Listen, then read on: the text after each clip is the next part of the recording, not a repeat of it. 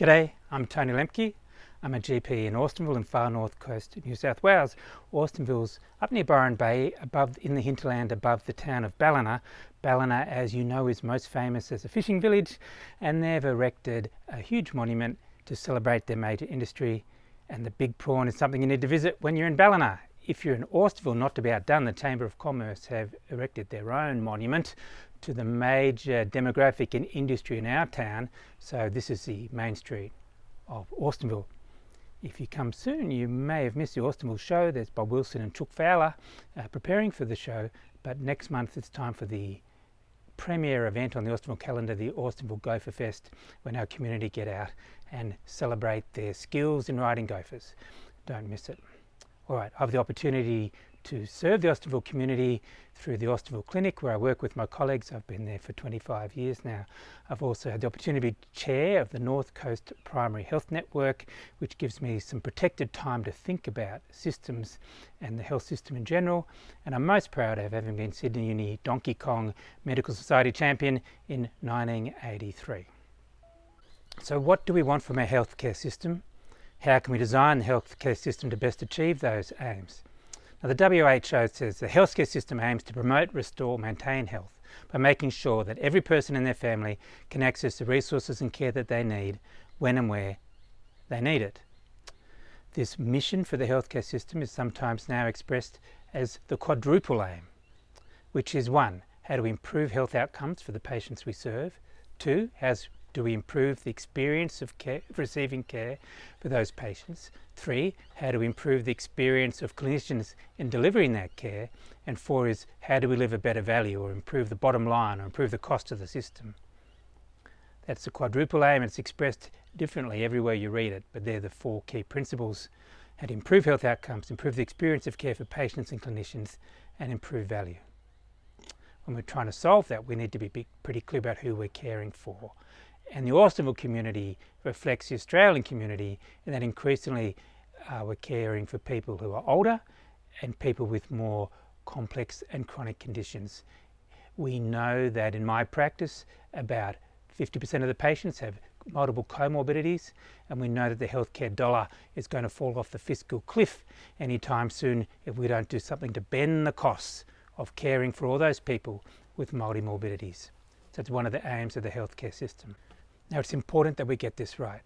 This is Mick Roberts, who was CEO of the Aboriginal Medical Service in Casino, and he spoke at one of the early collaborative meetings I attended, and he said, it's very serious. He said, I had 7 brothers or sisters.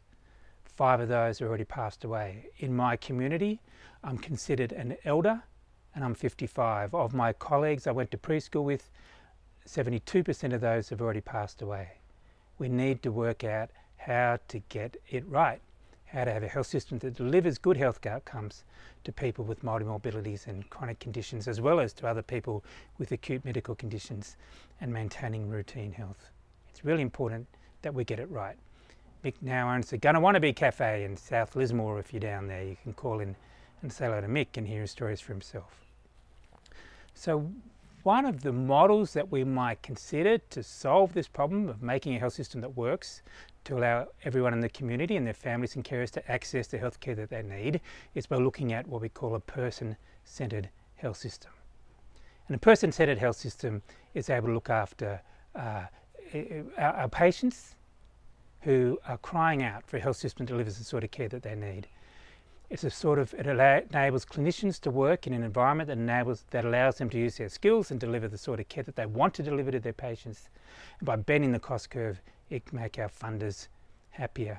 And at the centre of a person-centred health system, of course, each patient or person and their families and their carers. And unashamedly, we focus north for reasons that we'll come back to. The real work happens in health. The real work in health happens in a patient's home, supported by their families and carers. It doesn't matter so much what we do in the small number of interventions we have, it's what patients do in their home, what they do with their lifestyle, where they go for a walk, what they eat, what they smoke, what their relationships are like, what their employment's like, what their other social supports and their networks are like. Makes most of the difference in health, and we'll talk about that. Now, the international evidence is that patients do better if they have a long-term relationship with a particular primary care provider and that primary care provider is supported by a primary care team. And in Australia, the primary care providers taking on this role, by far the majority of them are general practitioners. Sometimes remote area nurses can fill that role. That's called the medical home. General practitioners supported by other general practitioners, and increasingly by new roles, practice managers, receptionists, practice nurses working as care coordinators or chronic care managers or patient assistance managers. Pharmacists have started to work in many general practices, sometimes specialist services, and more behaviouralists, people like diabetic educators and dietitians and exercise physiologists, working as one team in a long-term relationship with each of the people they care for as part of a medical home.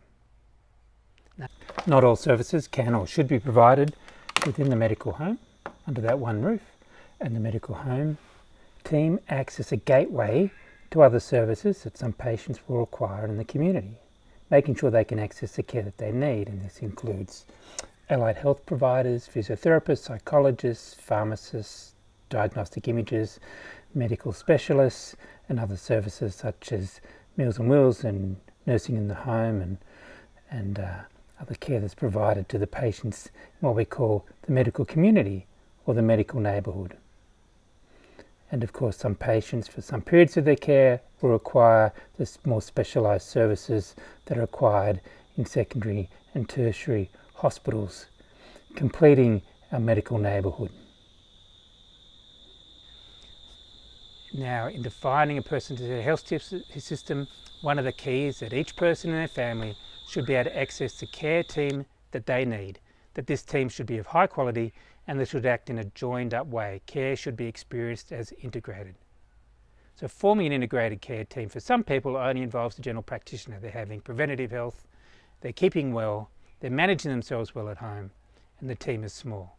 For some patients, their medical conditions require a larger team, which may include other behaviouralists and practice nurses working as care coordinators, medical specialists working in the community, and that becomes their core integrated care team.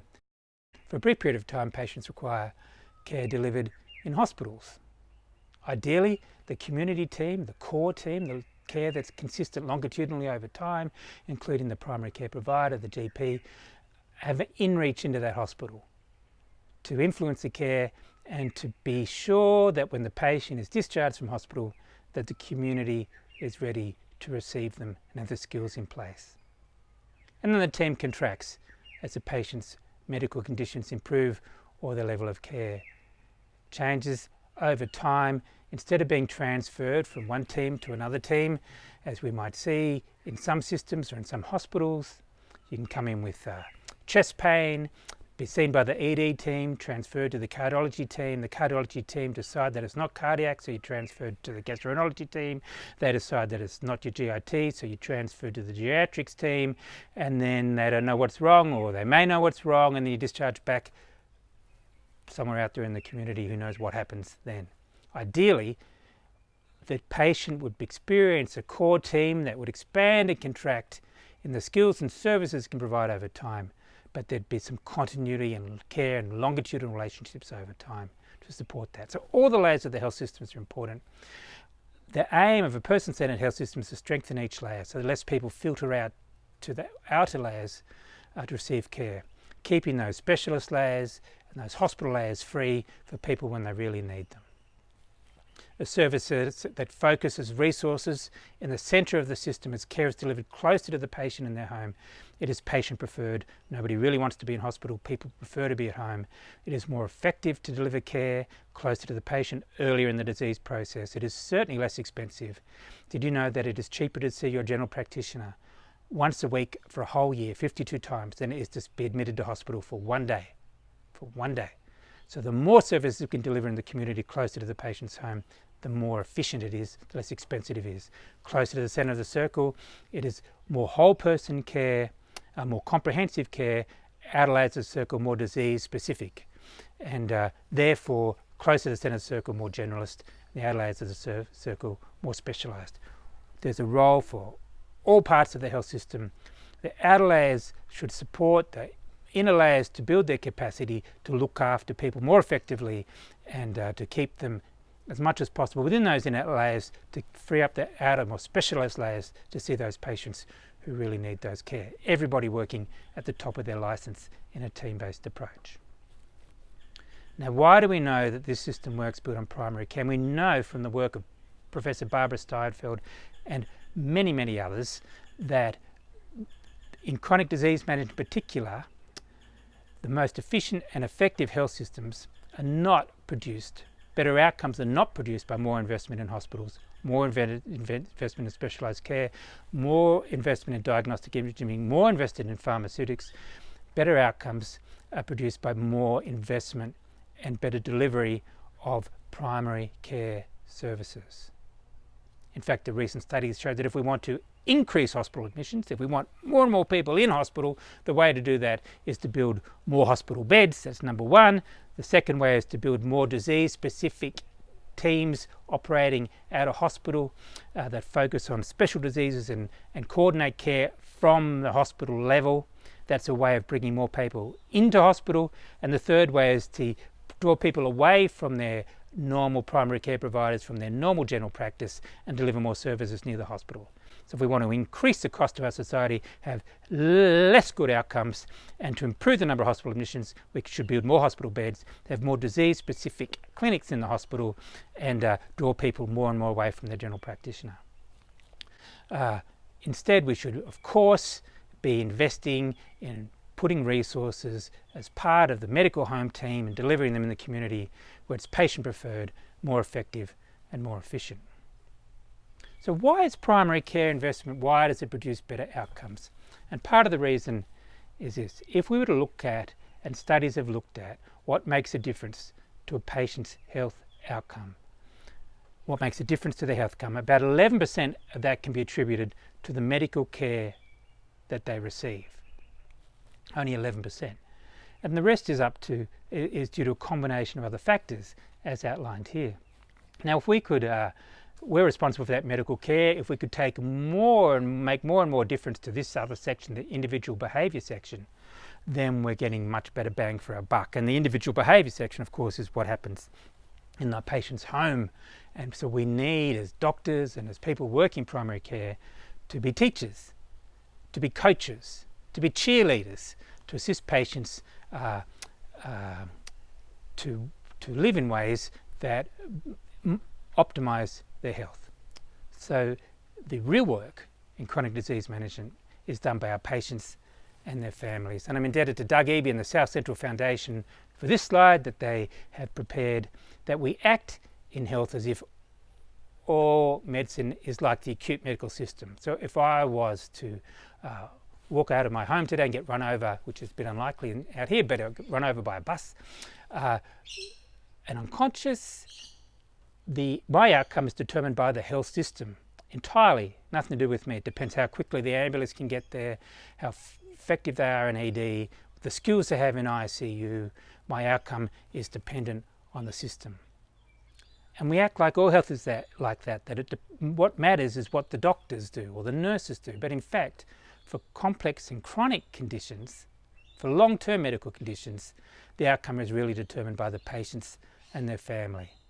And so they're the ones that make the difference, they're the ones in control. So when acuity is high, its outcome depends on the system. When acuity is low, it depends on the patient and their family, which is why investment in primary care make all the difference. Now, the patient-centred medical home might be defined, the medical home is a concept that's talked about a lot, and we might define it as a general practice or Aboriginal medical service that a patient chooses to be accountable for their ongoing medical care. And the literature suggests that there are 5 key attributes that determine the effectiveness of a medical home. If your medical home is high performing, it will be achieving person-centred care that's accessible, comprehensive, coordinated, and has a focus on quality and safety. So you can see that the medical home is another term perhaps for a high quality, high functioning general practice. And we know that in Australia all medical homes are either general practice or Aboriginal medical services, but not all general practices and Aboriginal medical services are acting as medical homes. The term patient-centred medical home was developed and defined in the United States of America to describe what for them was a new approach to comprehensive primary care. The model of care it represents has developed significant momentum in the USA and subsequently in Australia, and is now cited often in policy documents by federal and state governments. There is a large and growing body of research that demonstrates the effectiveness and efficiency of the model. In a medical home, a patient has a long-term relationship with a particular general practitioner, supported by a high-functioning practice team, and the rest of the health system wraps around that relationship. Although a person-centred medical home can be a process of accreditation as it increasingly is in the USA, we prefer to see it as a process of quality improvement. So a general practice that aspires to provide the highest quality of care to its patients in a comprehensive, accessible, coordinated way, delivering care that's both person-centred and focused on quality and safety, is a medical home in the Australian context. Finally, I want to say a little bit more about what I think we mean by person-centredness or patient-centredness. We've talked quite a lot about that in the person-centred health system and the person-centred medical home. Now, if this talk that we're having was student-centred, I would know that it was effective, because the students who listened to the talk and participated would change something in their behaviour. So they would change something in the way they use their hands, their feet or their mouth after the lecture that they didn't do before. So we're looking for behavioural change to measure the effectiveness of this lecture. If this talk is intended to produce improved healthcare outcomes, then we need to look for changes in our patients that we're serving, such that they do something different with their hands, their feet or their mouth as a result of the healthcare services that they deliver. So person-centred healthcare is focusing on individual patients and making sure that they can do something different that gives them a richer or more meaningful life. I consider a very behavioural approach. Unless our patients are doing something in their behaviour with their hands, feet or mouth that gives them a richer or more meaningful life, then we haven't delivered value. So when we talk about person-centredness, we're talking about, as we design services, focusing north on the needs of individual patients. As my colleague Ralph Autumn says, focus on the patient. Everything else is a proxy measure. So let's say person-centredness, aspiring to improve our patients' lives, to make them richer and more meaningful. And as we design services, we should look at every step we're designing to see whether it's contributing to this aim, and our measures, as far as possible, should be measuring changes in patients' behaviour that reflect that their lives are improving or better than they would otherwise be from the healthcare that we delivered. So we've got to focus on the patients to whom we're providing the service. And that's the point of the person-centred health system and discussions about that. So we had a definition from the World Health Organization we spoke to at the start, but I think that for us, the working in primary care, to focus on behavioural change in the patients we serve is likely to keep our endeavours and the improvements we make in the right direction.